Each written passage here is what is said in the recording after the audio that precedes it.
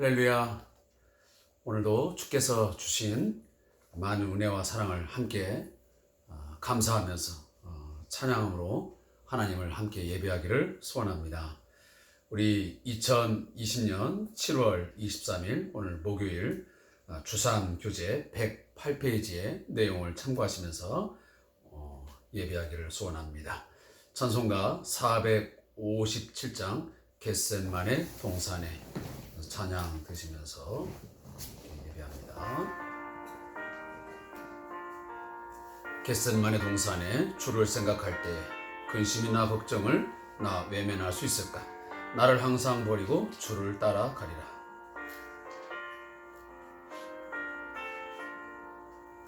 겟셋만의 동산에 주를 생각할 때에 근심이나 걱정을 외면할 수 있을까? 나를 항상 버리고 주를 따라가리라. 빌라도의 뜰에서 주를 생각할 때에 수치됨과 아픔을 못 견딜 수 있을까? 참고 묵묵히 주를 따라가리라.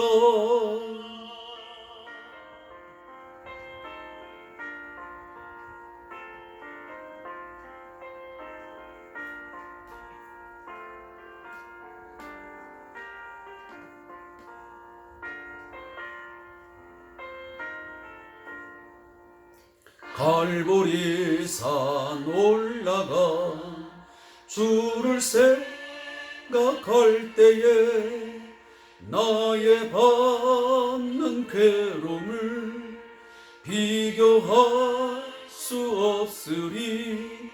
십자가를 지고서 주를 따라가리라. 무덤에서 부활한 주를 생각할 때에 환난이나 죽음도 두려울 것 없으리. 승전가를 부르며 주를 따라가리라.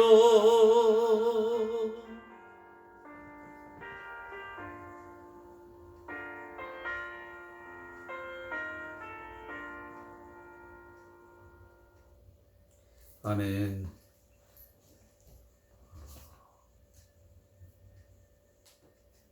우리가 개인적으로 더 나아가서는 국가적으로 큰 위기와 또 고통의 어떤 순간들을 지나가고 있습니다. 어찌 보면 기나 긴 터널을 지나가는 것 같은 그런 답답함과 또 예측이 불가능한 그런 불안감 속에서 살아갈 수밖에 없는 그런 삶의 환경이 우리 앞에 놓여져 있습니다. 그렇지만 오늘 찬송가의 이 가사의 내용을 잠깐 보건대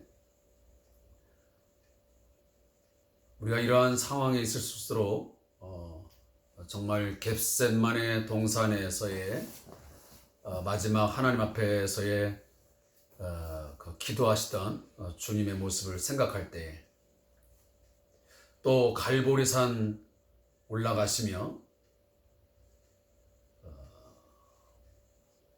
그 많은 갈등과 또 괴로움을 당하시면서 또 고뇌의 그 순간 속에서 마지막까지 하나님 아버지의 뜻을 받들어서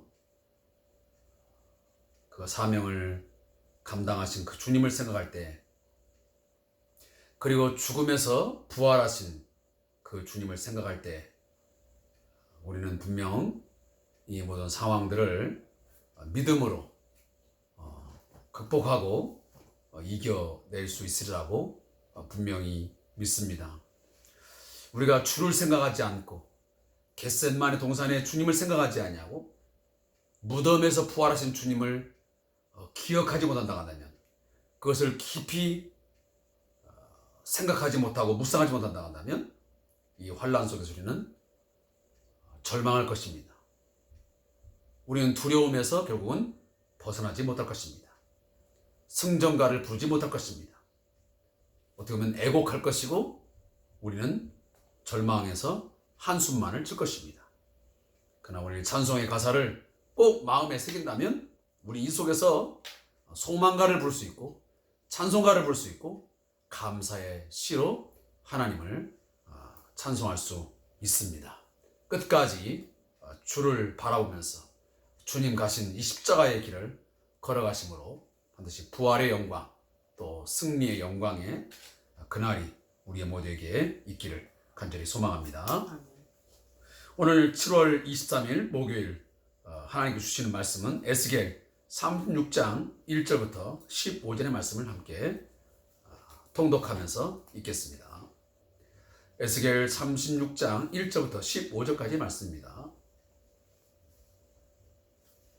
구약성경 1206페이지가 되겠습니다. 우리 함께 말씀을 또박또박 함께 읽겠습니다. 말씀을 읽는 가운데서 반드시 하나님께서 우리에게 주시는 성령의 음성을 들을 수 있기를 소원합니다. 인자야, 너는 이스라엘 산들에게 예언하여 이르기를, 이스라엘 산들아, 여호와의 말씀을 들으라. 주 여호와께서 이같이 말씀하시기를, 원수들이 내게 대하여 말하기를, 아하, 옛적 높은 곳이 우리의 기업이 되도다 하였느니라. 그러므로 너는 예언하여 이르기를, 주 여호와께서 이같이 말씀하시기를, 그들이 너희를 황폐하게 하고 너희 사방을 삼켜 너희가 남은 이방인의 기업이 되게 하여 사람의 말거리와 백성의 비방거리가 되게 하여도다. 그러므로 이스라엘 산들아, 주 여호와의 말씀을 들을지어다. 산들과 맷뿌리들과 시내들과 골짜기들과 황폐한 사막들과 사방에 남아있는 이방인의 노략거리와 조롱거리가 된 버린 성읍들에게 주 여호와께서 이같이 말씀하셨느니라. 주 여호와께서 이같이 말씀하시기를, 내가 진실로 내 맹렬한 질투로 남아있는 이방인과 에돔 온 땅을 쳐서 말하노니, 이는 그들이 심히 즐거워하는 마음과 멸시하는 심령으로 내 땅을 빼앗아 노략하여 자기 소유를 삼았습니다. 그러므로 너는 이스라엘 땅에 대하여 예언하되, 그 산들과 맷뿌리들과 시내들과 골짜기들에 관하여 이르기를, 주 여호와께서 이같이 말씀하시기를, 내가 내 질투와 내 분노로 말하였나니 이는 너희가 이방의 수치를 당하였습니다. 그러므로 주 여호와께서 이같이 말씀하시기를, 내가 맹세하였은즉 너희 사방에 있는 이방인이 자신들의 수치를 반드시 당하리라. 그러나 너희 이스라엘 산들아, 너희는 가지를 내고 내 백성 이스라엘을 위하여 열매를 맺으리니 그들이 올 때가 가까이 이르렀습니다. 내가 돌이켜 너희와 함께 하리니 사람이 너희를 갈고 심을 것이며, 내가 또 사람을 너희 위에 많게 하리니 이들은 이스라엘 온 족속이라. 그들을 성읍들에 거주하게 하며 빈 땅에 건축하게 하리라. 내가 너희 위에 사람과 짐승을 많게 하되 그들의 수가 많고 번성하게 할 것이라. 너희의 전 지위대로 사람이 거주하게 하여 너희를 처음보다 낮게 대우하리니 내가 여호와인 줄을 너희가 알리라. 내가 사람을 너희 위에 다니게 하리니 그들은 내 백성 이스라엘이라.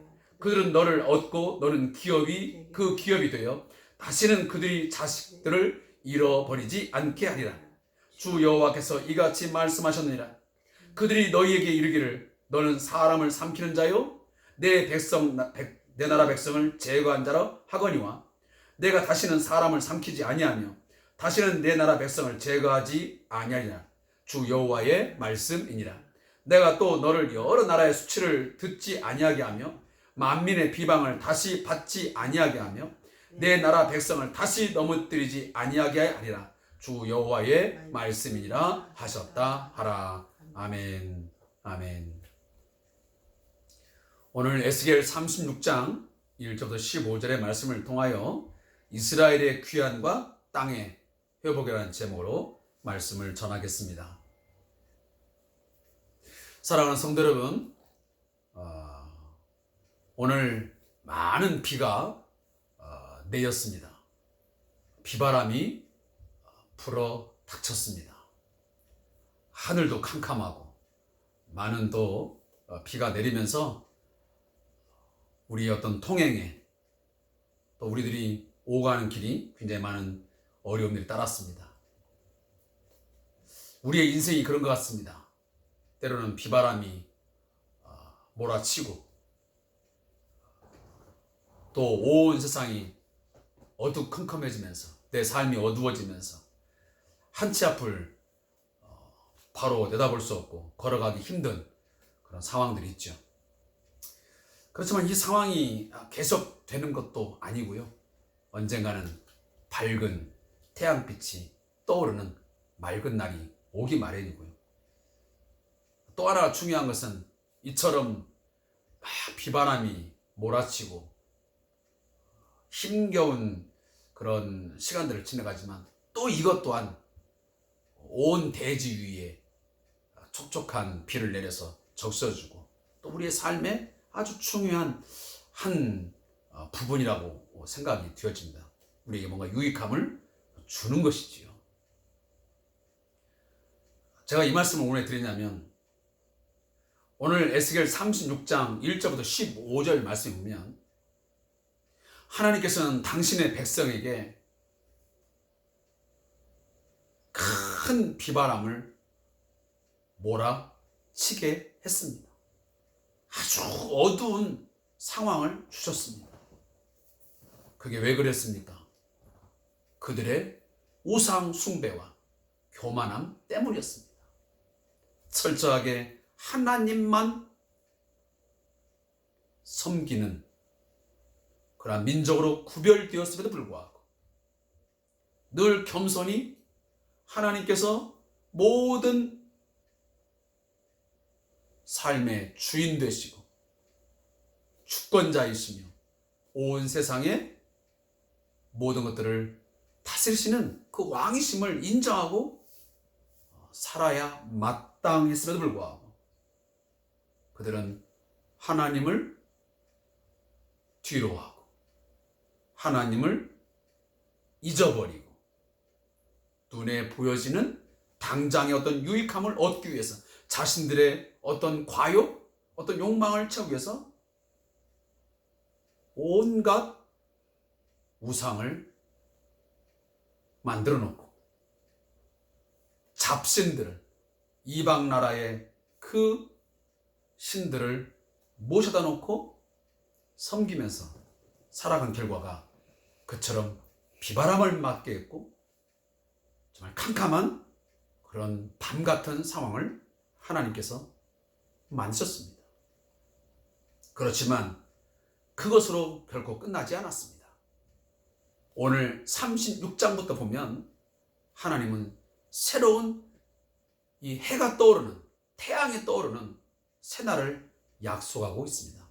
회복을 하나님은 주시겠다고 분명히 그의 백성들에게 말씀하고 있습니다.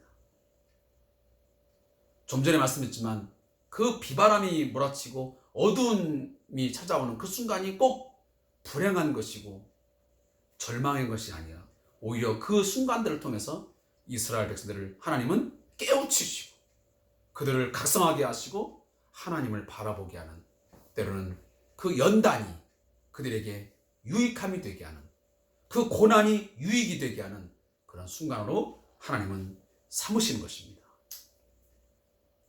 오늘 본문 1절부터 7절까지의 말씀을 보면 이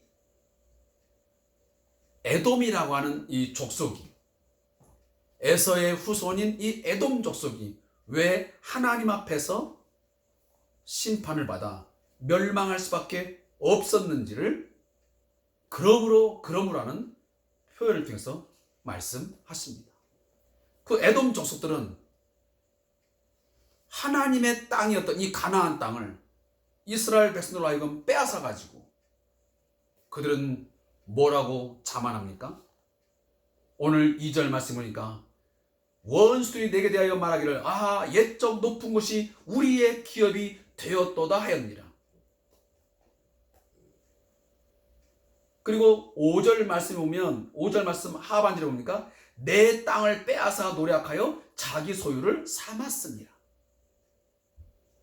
결국은 에돔 족속들이 그리고 그 기타의 많은 이방의 민족들이 하나님의 징계의 도구로 쓰임받아 비록 그 땅을 차지했지만 그들은 거기에서 바로 문제가 발생했습니다.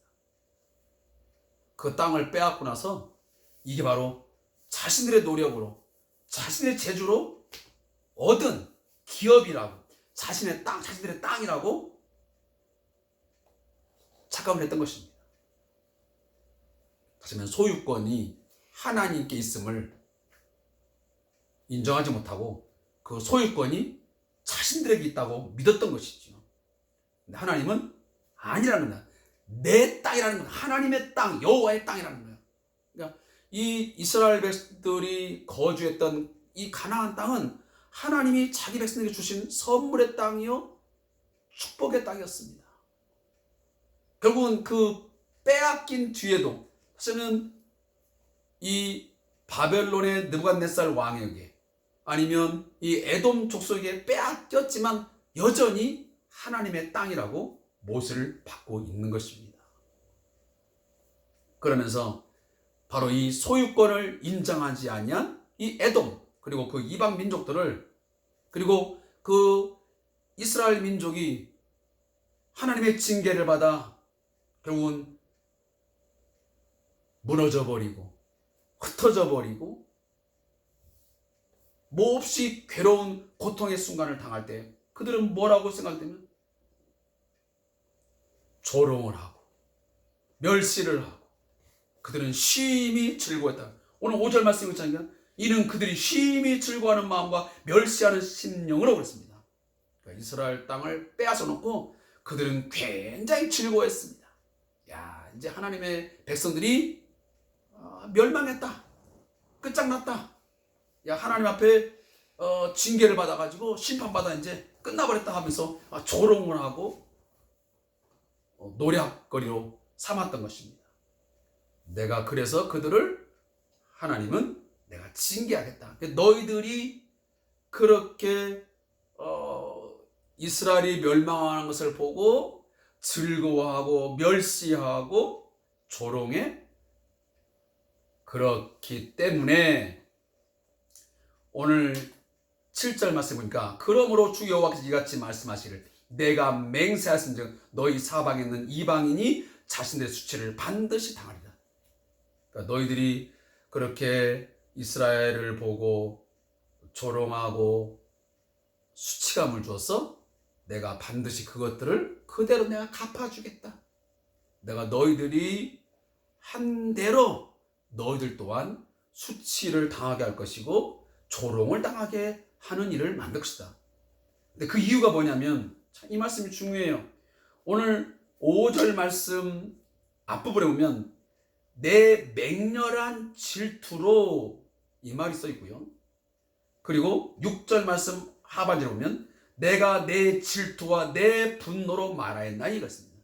자, 여기 내 질투라는 말이 맹렬한 질투, 내 질투라는 말이 반복되어 있습니다. 이것은 하나님께서 이스라엘 백성을 향한 사랑에서 나오는 질투입니다. 자, 한 예로 제가 쉽게 좀 설명을 하겠습니다. 내가 정말 사랑하는 자녀들이 있지 않겠습니까? 우리들이 다 보통의 부모님들은 그 자식들이 공부를 잘하든 못하든 또 많은 것을 가졌든 가지지 못했든 어쨌든 간에 자기 자녀들을 향한 사랑은 정말 각별하고 따뜻하고 한이 없는 정말 깊은 사랑을 하지 않습니까? 근데 그 자식이 어떤 일로 인해서 내가 화가 나서 그 아이를 징계하고 채찍을 댑니다. 그렇게 함으로 어떤 경우에 그 자식이 좀 어려운 처지, 어떤 상황에 몰릴 수 있죠.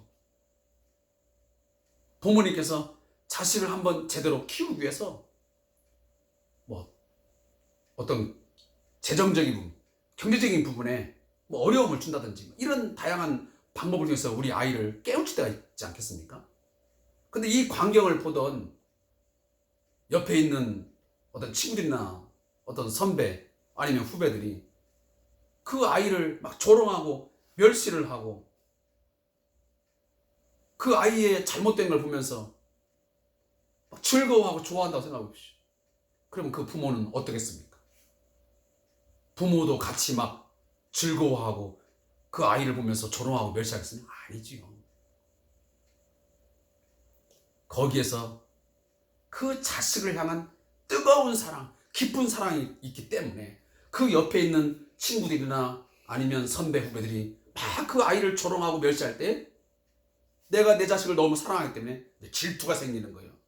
감히 나는 비록 내 자녀가 잘못되어서 징계하고 내가 채찍을 가하지만 어떤 어려움에 처하게 하지만 너희들이 그렇게 보고 그렇게 하면서 그 사랑이 너무 뜨겁기 때문에 질투를 하여 되면 내 자식을 향해서 너희가 조롱한 만큼 우리 아이를 향해 수치를 준 만큼 내가 너희들을 가만두지 않을 거야. 이것은 바로 그 자식을 향한 이 맹렬한 뭔가 불타는 그런 어떤 사랑의 어떤 질투가 있기 때문에 그렇게 하는 것입니다. 바로 그 부분을 말씀하시는 거예요. 비록 하나님의 백성 이스라엘이 우상을 숭배하고 교만하여 하나님께 매를 맞고 징계를 당하지만 그리고 그 징계의 수단으로 너희들을 사용했지만 너희들까지 내 백성을 향하여 조롱하고 멸시하고 분노케 한다면 나는 내 백성을 사랑하기에 그 조롱한 너희들을 가만두지 않겠다고 하는 것을 하나님은 말씀하시는 거예요. 그래서 이 8절부터 상황이 역전됩니다. 뭐라고 하냐? 11절 하반절에 보니까 너희를 처음보다 낮게 대우하리니 내가 여호와인 줄을 너희가 알리라. 징계 당할 때 아니면 징계 당하기 전에 그 상황보다 그 형편보다 더 낮게 더 좋은 대우를 해주겠다고 하나님의 백성들에게 위로하고 소망을 주시는 것입니다. 하나님께서. 사랑하는 성도 여러분, 하나님의 마음은 바로 이것입니다. 따라서 하나님은 8절, 9절, 10절에서 지금까지 하나님의 징계를 받아 심판받아 다 잃어버리고 흩어져 버리고 황폐화되어 버렸던 그런 내 땅, 내 백성을 다시 이제는 모으고 다시 회복하겠다는 것을 오늘 이 8절, 9절, 10절에서 말씀합니다. 그래서 가지를 내고 열매를 맺게 하시고 그리고 돌이켜 너희와 함께하고 내가 너희를 떠나는 것이 아니고 내가 다시 너희와 함께해서 임마누엘로 함께해서 갈고 다시 심어서 너희 위에 많은 사람들이 있게 하고 그리고 그 황폐한 땅, 빈 땅에 다시 내가 건축하게 하는 다시 회복하는 역사가 반드시 있게 할 것이다. 근데 그 회복이 이전보다도 더 풍성한 회복을 갖게 하실 거라고 오늘 말씀합니다.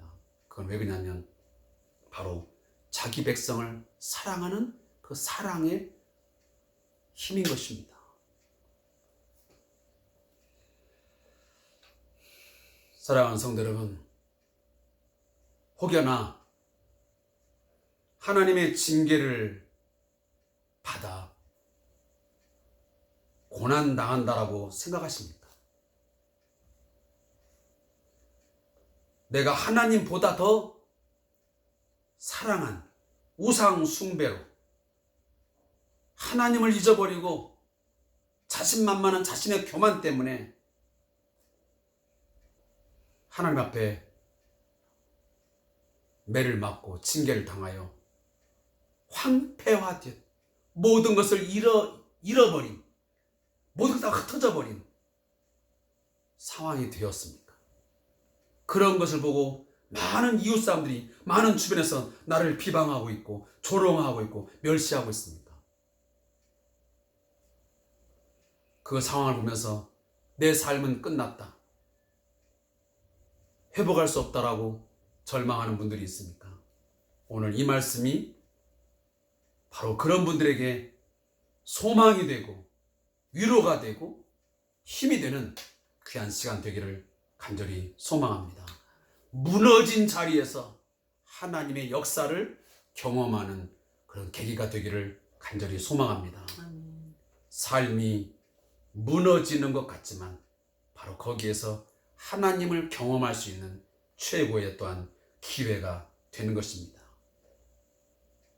우리의 생각과 우리의 계획의 끝은 바로 하나님의 새로운 시작을 알리는 중요한 하나의 신호, 시그널이 될 수 있습니다.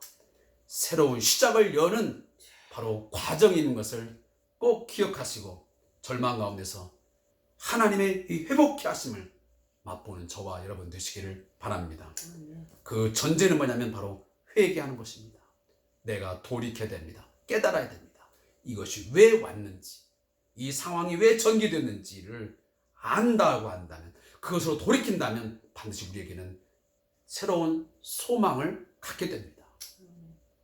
야곱이 야복강가에서 이제 더 이상 물러설 수 없는 가장 절망적인 순간일 때 하나님 앞에 하나님을 붙들고 씨름할 때 하나님 환도뼈를 치시고 그에게 불의의 여호와의 얼굴을, 하나님의 얼굴을 보게 하는 그런 새로운 기회를 하나님 열어주셨습니다. 오늘 그런 삶이 저와 우리 한국교회와 이 민족 가운데 있기를 간절히 소망하는 것입니다. 간절히 저도 기도하며 그렇게 바랄 뿐인 것입니다. 자, 오늘 함께 저자의 묵상을 읽고 말씀을 맺겠습니다. 이스라엘 백성들을 끊임없이 괴롭히고 이스라엘이 이방 나라에 의해 공격을 당하여 수치를 당할 때 오히려 기뻐하던 원수 에돔의 세력을 공의로운 하나님께서는 반드시 심판하신다. 오늘날도 영적인 원수 세력은 교회와 그리스도인을 무시하고 반기독교적인 사회적 분위기를 형성하여 견디기 힘든 조롱과 수치를 준다. 그러나 살아계신 하나님은 자신의 백성들을 향한 맹렬한 질투의 사랑을 가지고 원수들을 대적해 주신다는 사실을 신뢰해야 한다. 예수님 우리를 위해 십자가에서 모든 조롱과 수치를 대신 담당하셨다. 그리고 십자가로 원수를 멸하시고 정사와 권세를 밝히 드러내시며 십자가로 온전히 승리하셨음을 기억해야 한다. 따라서 하나님께서는 십자가에 군사된 우리가 결코 세상에서 수치를 당하지 않게 하실 것이다. 조롱과 비방 속에서도 예수님을 따르는 자들은 담대히 그리스도 안에서 날마다 이김을 믿고 승리의 행진을 걸어야 한다. 무릎 기도입니다. 하나님, 영적인 원수들이 끊임없이 수치와 비방을 통해 우리를 무너뜨리려 할 때 죽음에서 부활하심으로 승리하신 예수 그리스도를 십자가를 기억하며 생명의 길로 나아가게 하소서. 아멘. 사랑하는 성도 여러분, 오늘 우리 한국교회가 세상 사람들로 하여금 맹렬하게 공격을 당하고 있습니다. 때로는 조롱하고 있습니다. 우리를 멸시하고 있습니다. 우리를 공격합니다. 그러나 이것으로 하나님의 교회가 무너지는 것 결코 아닙니다. 하나님의 백성이 끝나는 것 아닙니다. 하나님의 언약 관계는 유효합니다. 영원합니다. 따라서 하나님의 교회, 하나님의 백성 끝까지 하나님이 책임지시고 붙드실 것입니다.